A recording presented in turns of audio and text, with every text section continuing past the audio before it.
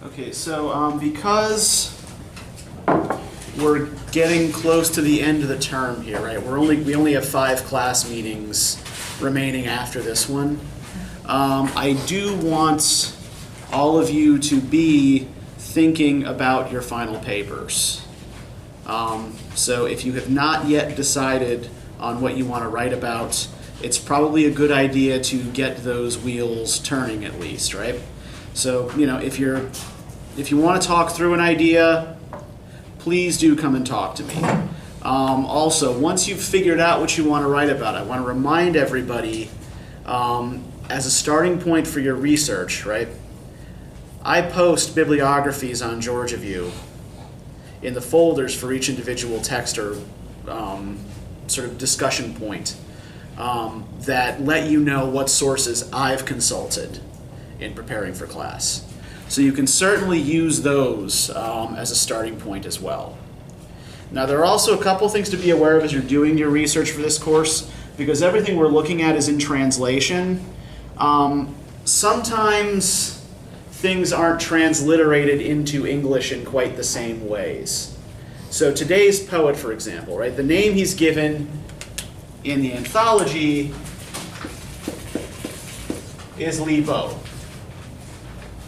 But if you are actually looking to do your research paper on these poems, you need to know that he is also sometimes called by other slightly different names, right? So if you run across references to Li Po or Li Bai, these are all the same poet. These are just different ways of reading the same Chinese characters. Right, so similar thing if you happen to be working on the 1001 Nights. You may actually turn up more if you search for sources on the Arabian Nights. Right. Lots of these authors have kind of alternate names. Lots of these texts have alternate titles. Sometimes those alternate titles will be given in the introductions in the Norton. Sometimes they won't. So if you're having trouble finding sources on a particular thing and you think this might be the reason, please do come and talk to me. Like, if you're having trouble finding sources, come talk to me anyway, right? But just so you know, this might be the sort of thing that'll jam you up. Okay, so does anybody have any questions? Yes, Emily. We're not allowed to do the paper on what we presented, right? No, it has to be on something different. Okay. Anything else? Nope. All right, well, as things arise, as I said, please do keep in touch. So today we're going to be looking at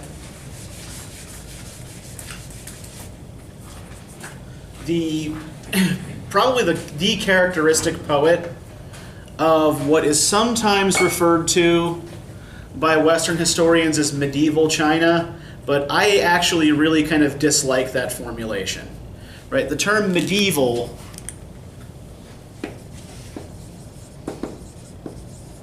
refers to a specific period and set of social structures in Europe from the fall of the Roman Empire to about the beginning of what we call the Renaissance, right, or the early modern period. So I'm going to, I know your textbook uses it, but I'm going to ask you to throw away the term medieval when discussing the history of a culture to which it doesn't really apply. Instead, when we look at Chinese literary history here, we're going to be talking in terms of dynasties. And the dynasty that we're discussing here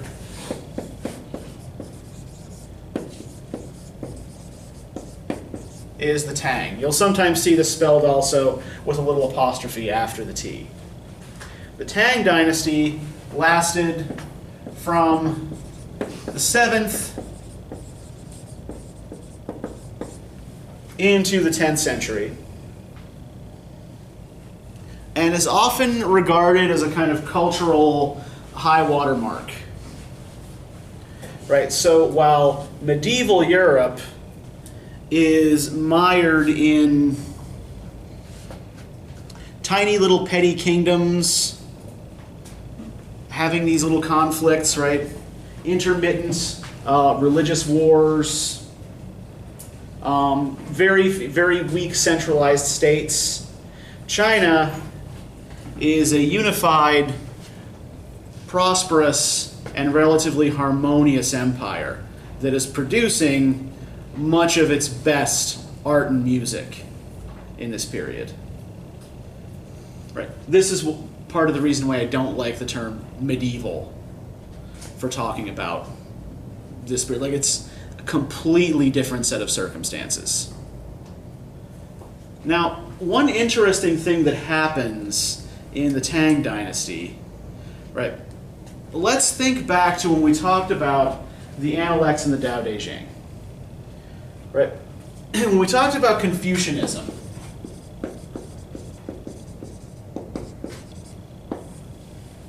in order to be a good Confucian, how do you need to measure yourself? How do you know your place in the grand scheme of things? Relationships. Yeah, your relationships with other people, right?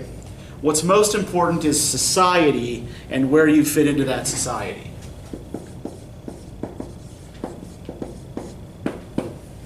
Right? Your social ties to parents, to children, to superiors, to inferiors, to friends, right? That's what's most important. That's what defines you. That's what defines your duties in Confucianism. So the basic idea in Confucianism, right, is to achieve harmony with others. Now, what about Taoism? Being the branch that doesn't break. Pardon? Branch that Yes. bends but doesn't break. Be the branch that bends but does not break, right? What are you supposed to find harmony with in Taoism? Do your relationships with other people matter all that much according to the Tao Te Ching? Not so much, yeah. In fact, other people may be distractions as you try to find the way. What are you trying to live in harmony or in balance with in Taoism? Is it nature? Yeah, you're basically trying to find a kind of balance with nature.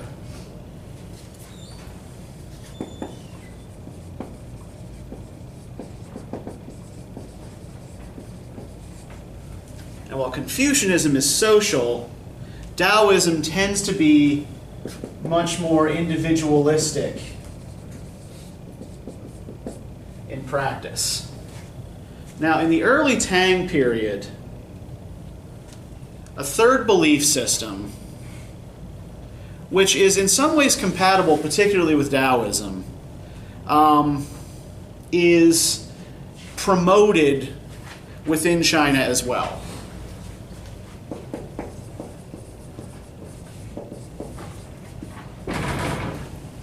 Right. This is when Buddhism, there were already Buddhists in China before the Tang Dynasty. But early Tang rulers promoted Buddhism. They funded the construction of Buddhist temples. They encouraged people to practice Buddhist rituals. They, made prominent Buddhists into sort of court favorites, right? Buddhist scholars were given special privileges. And Buddhism was really kind of revolutionary in the context of Confucian China, because in order to be a good Buddhist, in order to achieve Buddhist salvation, what do you need to do? You have to achieve Nirvana, you have to give up your worldly possessions. Yeah. And so forth. Not only do you have to give up your worldly possessions, right? You are also expected to cut all of your social ties. or at least those that are based solely on social standing or on biology, right? So when a Buddhist decides to take vows as a monk, he shaves his head, thus altering the body that nature gave him. It's kind of a Confucian no-no. You reject all ties, you change your name, so you no longer carry on your family name. You become celibate, so you're not going to pass on the family line. And you give up any claim to family property. So during the Tang period, Confucianism goes into decline. And Taoism and Buddhism, both of which focus on individual salvation,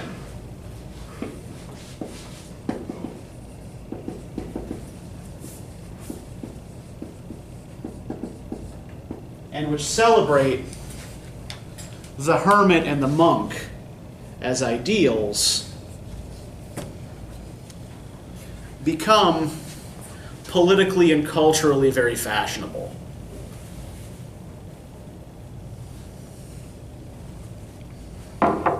So, the poet that we're looking at here today, Li Bai, or Li Bo,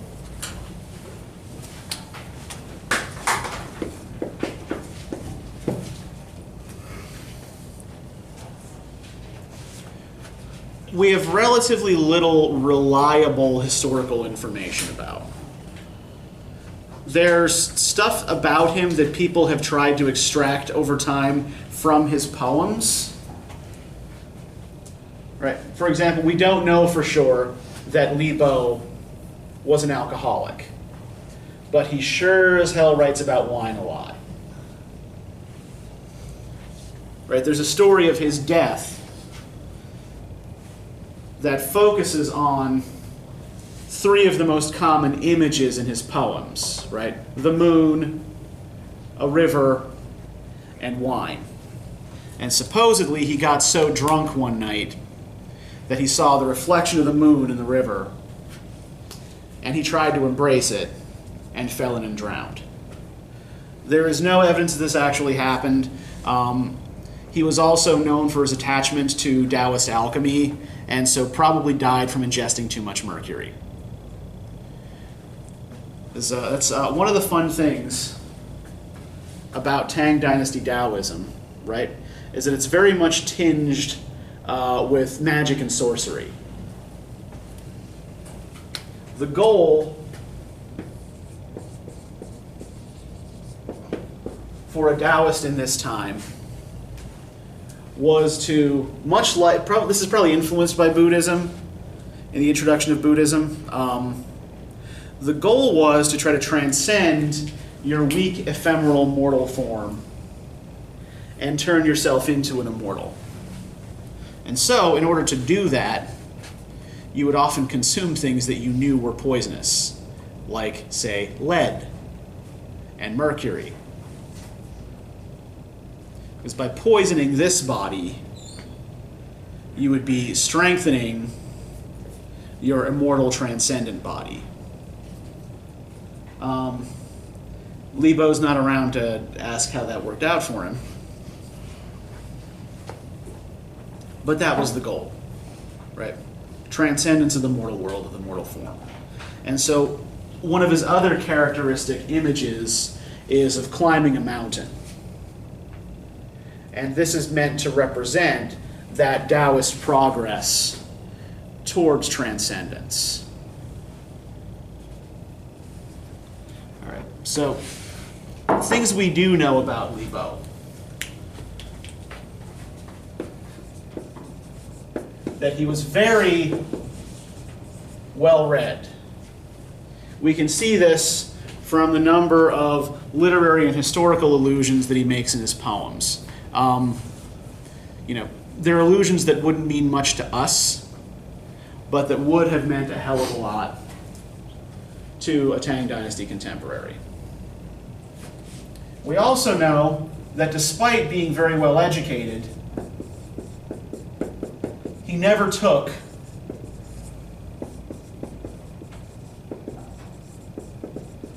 the imperial examinations that were the quickest path, to social advancement.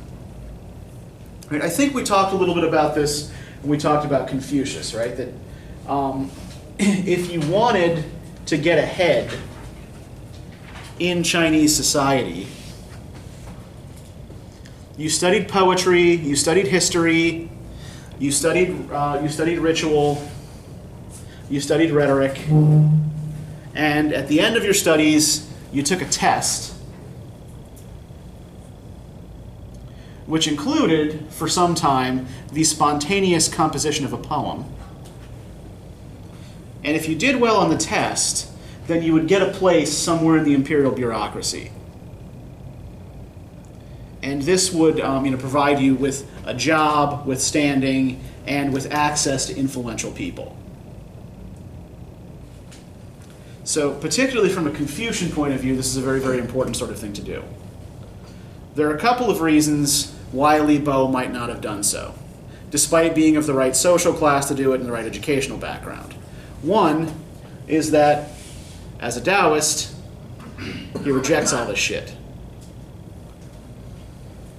The other might be that at the time Weibo lived and wrote, there was a good bit of political instability in the Tang Dynasty, and a lot of government officials would shine very, very brightly for a short time and then be exiled, castrated, or simply beheaded. So if you failed to please the emperor within the imperial bureaucracy, your fall could be swift and very, very painful and humiliating. We also know that he was reputed an excellent swordsman who killed a number of men in duels when he was young. And we know that he married at least 4 times.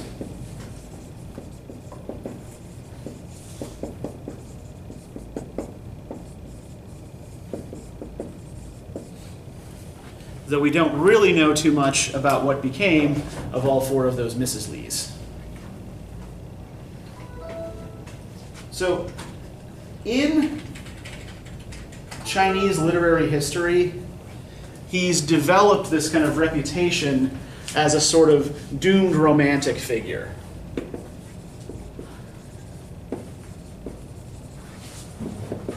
Right, he has the same kind of reputation in China that a poet like Lord Byron, say, has in English literature, right? As this sort of, rebel against the society in which he lived, who was just sort of doomed to keep beating his head against the wall until he went off wandering in exile and finally died the way he lived, drunk in a river. He's often referred to, in fact, in Chinese literary history as the banished immortal. The idea being is that he's clearly someone not of this world, or who could not properly fit into this world. So he must have been banished from the heavens for some kind of offense. So that's Weibo. What'd you think of these poems? They're interesting. Okay. What'd you find interesting about them, Alexa? Well, like, the way his style of writing for poetry is very different from Westernized poetry. Okay. And it seems like sometimes he implies things through imagery rather than being descriptive about things. Okay. Can you give me an example? Like the moon, drinking alone, the moon. Okay. Sure, let's go there. He doesn't actually like establish a scene or like where he is. He just starts by saying a pot of wine among the flowers. Mm-hmm. I drink alone, no friend with me. I raise my cup to invite the moon. He and my shadow and I make three. Uh-huh. Yeah. He doesn't like give a drawn out description of what's going on. Okay. I like them. He was very short, sweet, and to the point. Yeah, one thing that we find in a lot of Chinese poetry, and also in a lot of Japanese poetry, which is heavily influenced by Chinese poetry, is a real kind of economy of expression. Right. They make a conscious effort to convey a feeling or an idea to you through a particularly evocative image, rather than through any sort of kind of discursive explanation of states of feeling or things like that. You don't really get much internal reflection in a poem like this.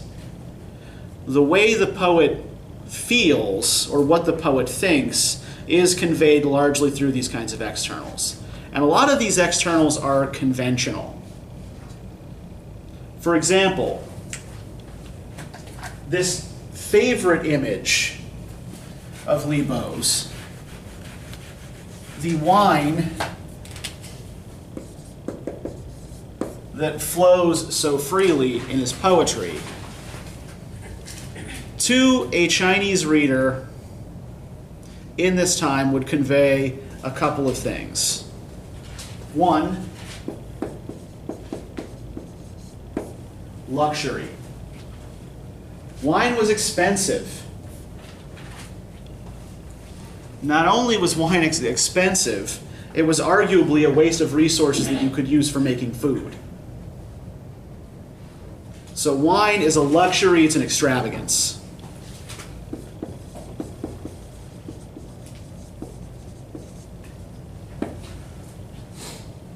Wine also tends in Chinese poetry to refer to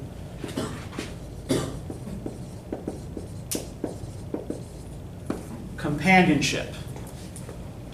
Drinking wine is supposed to be a social activity. This is something that you do with your friends. This is something that you do in company. It's not something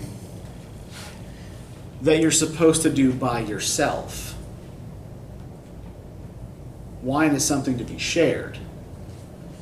So the fact that Weibo is drinking alone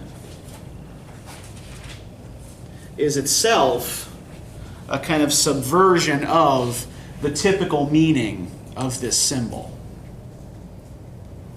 Right, so a pot of wine among the flowers. I drink alone, no friend with me. I raise my cup to invite the moon. He and my shadow and I make three. So he's arguably not really alone here, right? He invites his shadow, which is merely a reflection of himself, and the moon that creates the shadow to join him in this imbibing, right?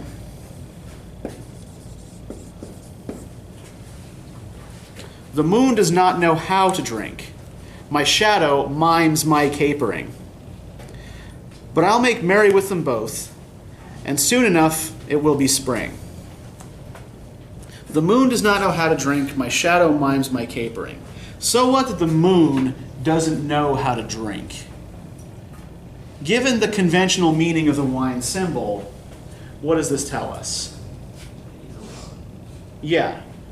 This is a reference to like being here with the moon, right? With this remote bright disk in the sky doesn't actually cure the feeling of loneliness.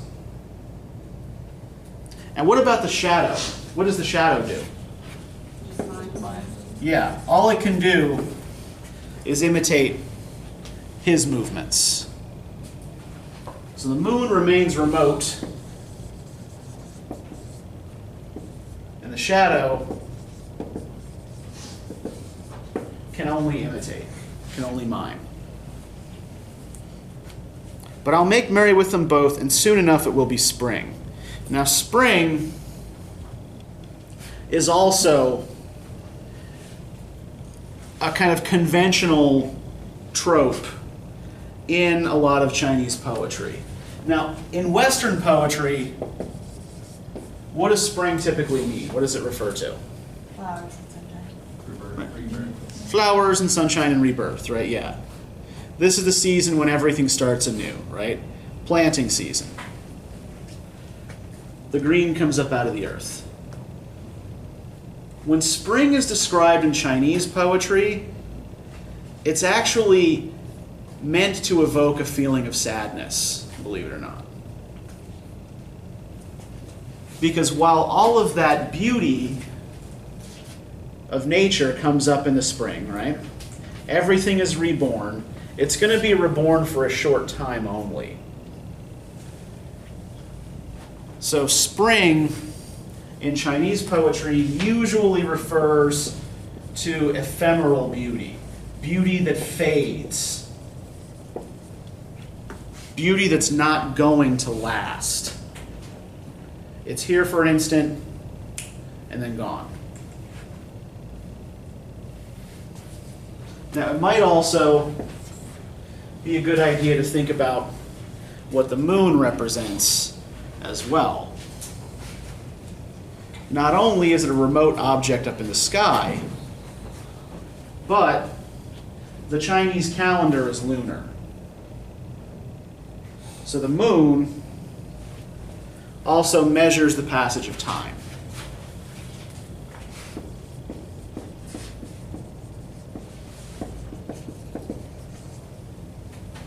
So we have two things here in the poem that refer to the inexorable passage of time, right? We have the moon and we have the spring. Yeah, Kayla. Well, I've also heard that like the seasons can represent like periods of your life as well in other literature. Yeah, and that's true in Chinese poetry as in other forms of poetry. Yeah, barren winter is old age. Autumn is middle age. Summer is when you're in your prime. And spring is youth, right? Which, I'm sorry for all of you, is also kind of that most fleeting period in our lives, right? And we're really, really conscious of it once it's gone, believe me.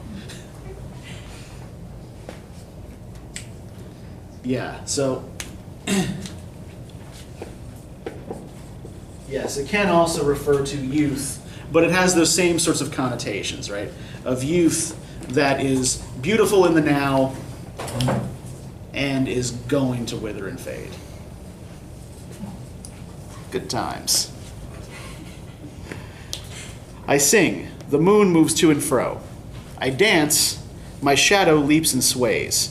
Still sober, we exchange our joys. Drunk, and we'll go our separate ways. Let's pledge beyond human ties to be friends and meet where the silver river ends. So if we look at the movement in this last stanza before the couplet, what's the only thing here that's actually moving? Yeah, he's the only thing in motion, right? Everything else only looks like it's moving in relation to him. The moon is actually perfectly still. His shadow only does what he does. So what that he's the only thing moving, given what the moon is supposed to represent? What's he doing here?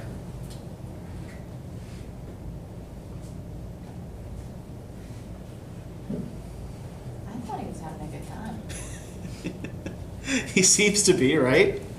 Like you're talking about how like he's lonely and sad, Uh-huh. and, like it's supposed to be this terrible thing. I took Yeah. this home in the complete opposite direction. Like he's Mhm. enjoying being with the moon. Like it's a good thing. He is content with himself where he is, Yeah. and he does not need anybody else. Mm-hmm. Well, what I'm pointing out here actually are the conventional meanings of the tropes that he's using in the poem. That does not mean that the way you're reading the poem is wrong. Because what Weibo often does is take these conventional tropes and play with their meanings. Right? So maybe it's good that beauty is ephemeral, right? Maybe it's good that the moon is remote and far off. And yeah, he is having a good time here by himself, dancing with his shadow. But the point is here, right, again, that the moon represents the passage of time. And the speaker in the poem is the only thing moving. Everything else is still. So if we think about what the goal of a Tang Dynasty Daoist was, why is Weibo drinking all that mercury? Yeah, trying to at least live forever in a transcendent body, right? The idea is, yeah, to practice certain austerities in order to transcend your mortal form and live forever. And what he's doing here, drinking the wine in companionship only with himself and the moon, is transcending these physical limitations. One of these physical limitations being time, right? Essentially, if you are immortal, that is exactly what you have done, right? You have transcended time. Time doesn't mean a damn thing to you anymore. Yeah, Darlene. Okay, so like, I could see this going both ways then, because we were talking about how he was the possibility of him being an alcoholic. He says, still sober, we exchange our joys, drunk, and we'll go our separate ways. Does that mean like once he's drunk, he's to the point where he's transcended, or I'm not transcended, once I'm drunk, there's a certain line to keep it fun and joyful? I think the more he drinks, the more he thinks he transcends. I think it's moving in that direction, right? Because again, remember the action of potion drinking, right? And what that's supposed to do. I think that the wine here is associated with these longevity potions, as well as with these other conventional connotations. Let's pledge beyond human ties, right? Transcendence again, to be friends and meet where the silver river ends. So the river is another favorite image of Weibo's, which does things that are kind of similar to what the moon does. Right? The moon is inexorable passage of time, right? Measures the course of months and years.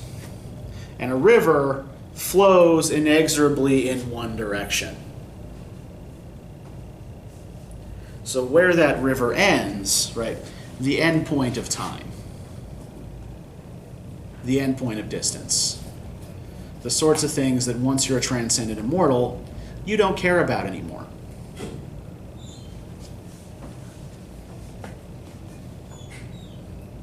All right, do we buy that?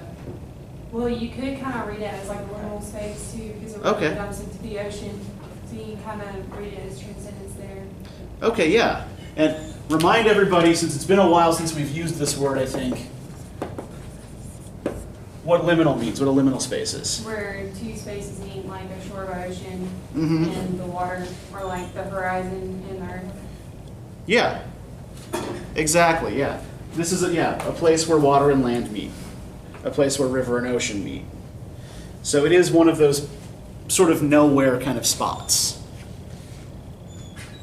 where worlds tend to cross each other symbolically. So yeah, I think that actually makes a lot of sense. All right. Anything else anybody wants to say about this particular poem, or any questions anybody has about this particular poem?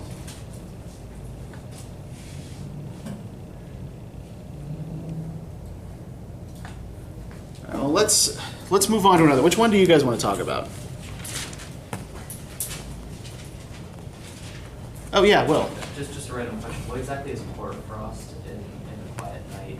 Okay, hoarfrost. I mean, essentially, hoar is frost. Hoar. Right. Yeah. So that's It's just frost. it's just frost. Okay. Yeah. Yeah. Although hoar, Hoar, also has associations with old age. So when you might see in some older English language poetry, it's an archaic word, right? We don't really use it anymore. When winter shakes his hoary beard, right? It's meant to indicate both frost and old age. Okay. Yes. What are the 6 dragons in the first poem? Okay, the 6 dragons. It's a conventional sun chariot image. Chihei is the sun goddess, or like the goddess who is the physical embodiment of the sun, right? And this is not something that's specific to Confucianism or Taoism or Buddhism. As we've talked about before, none of these religions actually require gods at all. But they do adopt sort of folk deities that had existed in the popular imagination before any of these 3 religions had become prominent. So Chihei is one of those sort of deities who kind of predates any of these religious systems. But it might actually not be a bad idea to look at the way he uses the idea of the sun and the sun goddess in this poem. So actually, since you brought us here, would you be kind enough to read the poem for us? The sun comes up from its snug dominions, seems to rise from beneath the earth. Bless you. Passes on through heaven, sets once again in the western sea. And where, oh where, can its team of 6 dragons ever find any rest? Its daily beginnings and endings, since ancient times never resting, and man is not made of its primal stuff. How can he linger beside it long? Plants feel no thanks for their flowering in spring's wind, nor do trees hate losing their leaves under autumn skies. Who wields the whip that drives along 4 seasons of changes, the rise and the ending of all things is just the way things are. How do I say that? Chihei. Chihei, why must you always drown yourself in those wild and reckless waves? What power had Liu Yang that he halted your course by shaking his spear? This perverts the path of things, errs from heaven's will. So many lies and deceits, I'll wrap this mighty mud ball of world all up in a bag and be wild and free like chaos itself. All right, thank you very much. Okay, so how does he describe the action of the sun here? It's perpetual. Yeah, perpetual cycle, right?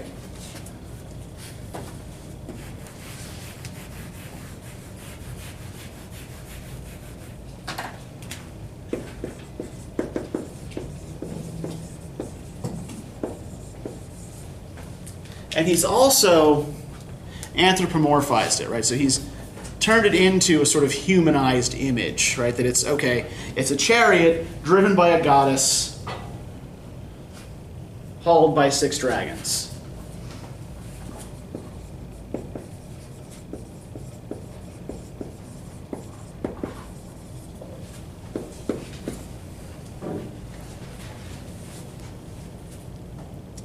And what do you think? What point is he trying to make with the sun image, do you think?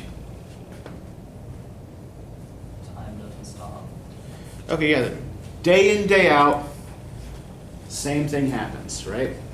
The sun never stops. It always makes exactly the same journey from east to west. So it's similar to the way the moon is used as a kind of conventional image, right?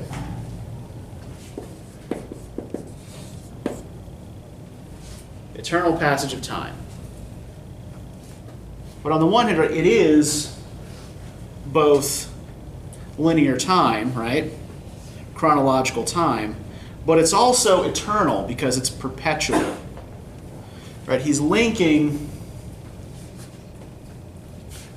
chronological time and eternity in a single image.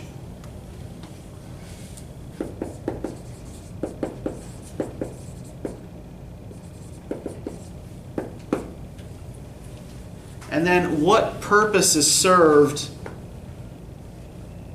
by making this image a goddess in human form? The transcendence of human. Yeah, that a god is a human-like being that has transcended the limitations of ordinary humanity, that doesn't have to deal with the limitations of ordinary humanity, right? Essentially a kind of perpetual eternal body. And man is not made of its primal stuff, right? So the first half of that first stanza is describing the sun and its perpetual action. Man is not made of its primal stuff. How can he linger beside it long? Plants feel no thanks for their flowering in spring's wind, nor do trees hate losing their leaves under autumn skies. Who wields the whip that drives along 4 seasons of changes? The rise and ending of all things is just the way things are. So what does he shift to in the second half of the stanza? That life is what it is, to just deal. Yeah. The plants don't get upset that they die. Oh, I don't know, has he ever talked to one? But then, like, isn't that kind of what he gets to in, like, the second half, where he's talking about, like, you know, you're so worried about, you know, the wild and reckless waves, like, the stress of the day, what's going on, all these lies, all these deceits, don't worry about it, just be wild and free. Be wild and free indeed, yes. Let go of these worldly cares, right? Eat, drink, and be merry. Yeah. There is, there's a lot of, and again, like, I hesitate to sort of place Western ideas onto texts that wouldn't have recognized them.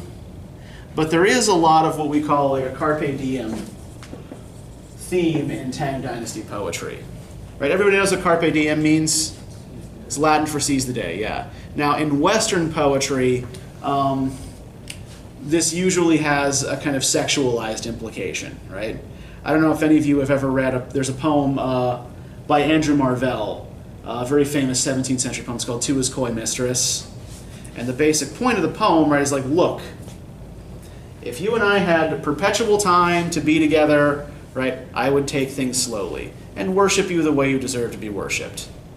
But we don't have perpetual time. We will not be young and beautiful for very long, so let's just get things over with, shall we? That's the basic thrust of the Western Carpe Diem poem. In Chinese poetry, it's much more sort of generalized. It's less about having sex with your object of desire right now, and more about sort of generally letting go of societal restrictions and enjoying life. So there is some of that, but yeah, I think what we have here paired in this first stanza, right? In the first half, we have the eternal.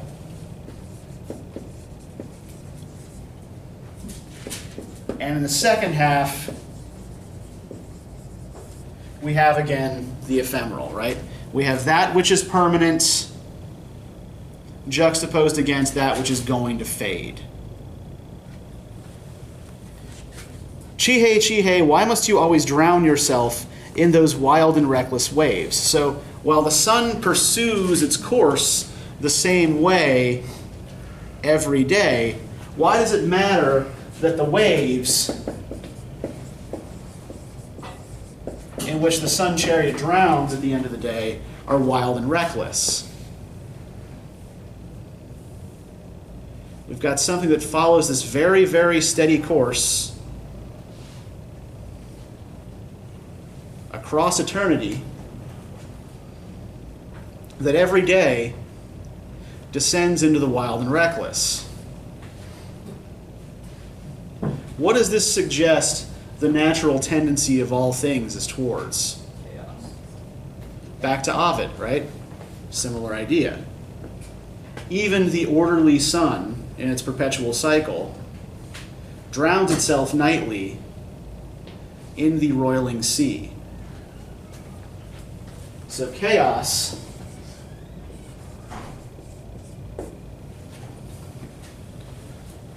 always comes to dominate order.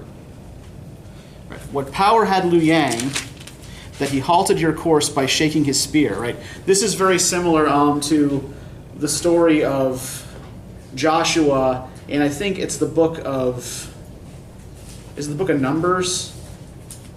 Where Joshua and his armies are invading Canaan, and in order to win a battle, he holds up his hands and the sun stands still for a single day, right? Yeah, this is a very similar myth in which a warrior named Liu Yang is able to threaten the sun in order to make it stop in its course. So, we have here a myth about a man halting an eternal natural process, right? Getting in the way. Hey, eternal sun, this guy shook his spear at you, and you stopped. So this is another one of those Daoist hints creeping into the poem, right, of how human beings can mess with what looks like the natural order of creation, right?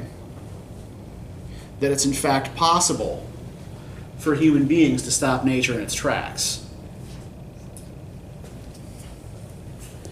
This perverts the path of things, errs from heaven's will. So many lies and deceits. I'll wrap this mighty mud ball of a world all up in a bag and be wild and free like chaos itself. So I think what we have at the end of the poem is like a total destruction of and disregard for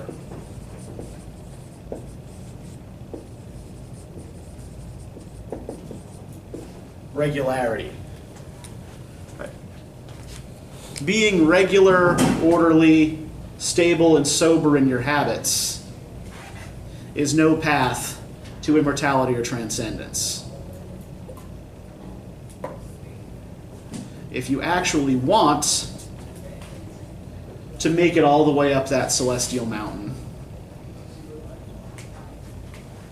you got to break the rules. You can't simply live in the way that has been decreed for humans by nature.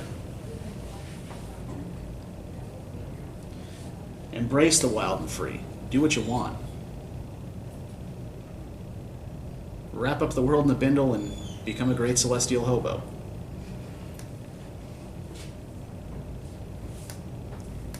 All right. We got a couple other poems here that I think, we got maybe 10 minutes to talk about. So is there one more that really struck you guys? Bringing the wine is kind of a Okay. pretty big contrast with drinking alone with the moon. Okay.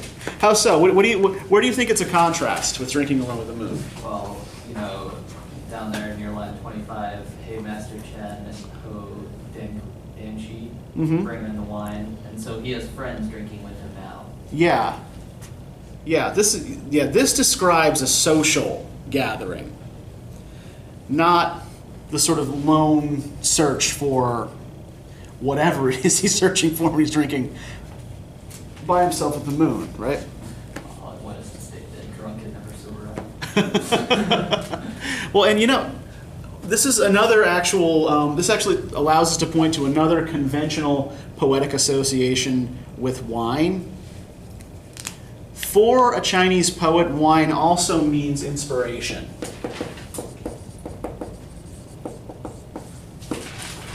There's a legend, for example, about an emperor who had never in his life composed a line of poetry, but one night he got drunk and suddenly just spontaneously rattled off an amazing poem. So wine is all of these other things. Yeah, it's something you drink with your friends. It's an extravagant thing, but it's also something that inspires eloquence. It inspires bravery, drunken courage. Yeah, sure, I'll fight you. I don't care that you're 7'2". Yeah. So, yeah, I think that's what's going on in this poem, is wine as source of not just social bonding, but also of inspiration. Right? So if you look at the whole thing here, let's start at the top of page 1025, right? Look there, the waters of the Yellow River, coming down from heaven, rush in their flow to the sea, never turn back again. Look there, bright in the mirrors of mighty halls, a grieving for white hair, this morning blue-black strands of silk, now turned to snow with evening. So, we have the image of the river again, and then what's the second image he gives us? He's aging. Yeah. It's that same feeling I get when I look in the bathroom mirror in the morning and I see gray hairs in my beard, right? It's like, shit, I'm getting older. Right, so the river and the gray hairs, right? This time image again. Time and aging. For satisfaction in this life, taste pleasure to the limit.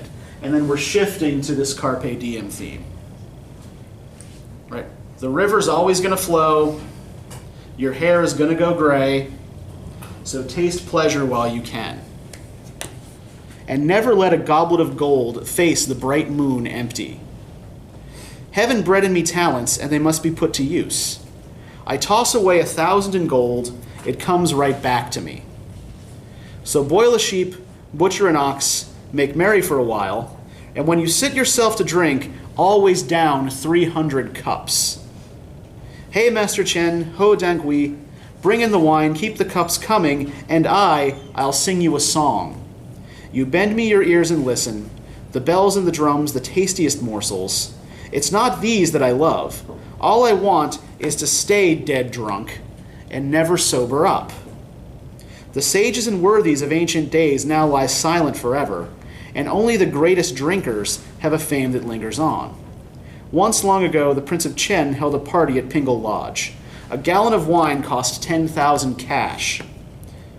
All the joy and laughter they pleased. So you, my host, how can you tell me you're short on cash? Go right out. Buy us some wine, and I'll do the pouring for you. Then take my dappled horse, take my furs worth a fortune, just call the boy to get them, and trade them for lovely wine, and here together we'll melt the sorrows of all eternity. Nope, not alcoholic at all. What's that? Nope, definitely not alcoholic. Well, see, here's the thing with poetry, though, right? The speaker in a poem is always, at least to some extent, an invented personality. Right. The poet is always wearing some sort of mask. And not all writing is necessarily autobiography. So without other documentary sources to back it up, it's hard to say whether or not he was really an alcoholic, especially given the things that we know, the other things that we know wine is supposed to symbolize, right? But what is he interweaving here with all this talk of wine? Luxury and extravagance. Luxury and extravagance, yep. Like enjoy the luxuries of life, you're not going to have them forever. Yeah, well, in particular, Spend it all on wine. enjoy the wine, right? Enjoy. I'm certainly not gonna praise an event where the wine costs $10,000 a gallon. I'd be rather upset with that price personally. Well, especially given that these days you can actually get a pretty good cheap bottle of wine at the food line, right? But isn't that the whole point of the poem? Like, why go ahead and spend the money? You're going to die. What are you going to do with it when you're dead? Mm-hmm. Yeah. You don't need your dappled furs. You don't need your horse. You don't even really need friends. As long as you've got wine, right? Keep the wine flowing, and I will keep spouting out lines of poetry to entertain you, right? It's worth your while, guy throwing party, to keep me happy and drunk, because then I will keep you entertained. And we may as well seize the pleasure while we've got it. Indeed. But yeah, so most of these poems, right, you see the pattern here, right? They're mostly about the passage of time and trying to cram as much living as you can into the passage of time, or finding ways to transcend time, right? And this is no different here, right? He says it's the great drinkers that outlive everyone else. Now, I think there's a pun there on the Taoist longevity potions, right? Remember that wine is not the only thing that Weibo imbibes regularly. Yay, mercury. Yay, cinnabar. Yes, if you ever see references to cinnabar in old alchemical texts, that's lead. Yep, they're actually drinking lead. Well, it doesn't kill you. Well, that's the thing, it does. did. It does. But it didn't kill him right then. No. Well, it doesn't kill you, it gives you cancer later on in life. Yeah. And that's the thing, like, again, like they knew it was going to kill him, right? They knew that you should not be drinking lead if you wanted your physical body to survive. But the idea was, that the longevity potion was not for the physical body, it was for the spiritual body. And yeah, I could probably go on and on about elemental interactions in Taoist alchemy, but that would probably just confuse and bore you, and we're running out of time anyway.